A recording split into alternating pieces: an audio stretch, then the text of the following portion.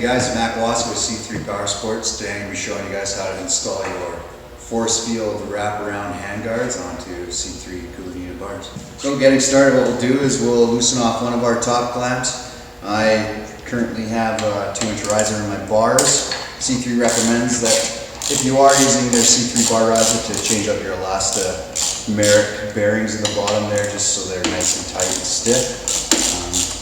But this is a simple installation. It's as simple as removing your old top caps one at a time so your bars don't move, and installing our top caps.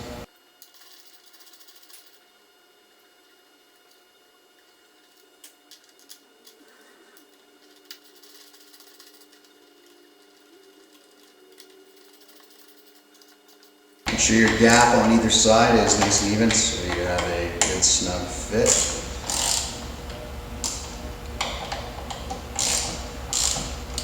Gaps just in your top clamp versus your factory mount. Let's get her good snugged up. It's time to grab our handguard. C3 has provided the right length of end bolt to be installed. If you do run one that's a little bit longer, you may run into issues where you push the plug out that seals the end of the bar. So always run your C3 bolt with your C3 heated handlebars. Next up in the process is your guard bolt.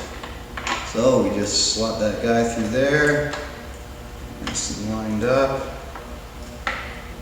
12 mil, nope. 13 mil, get it snug.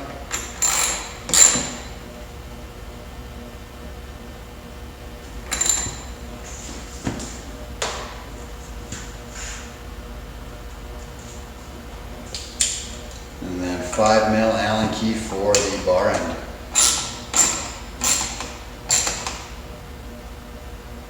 And once you're done that, the same for the other side, and that's it.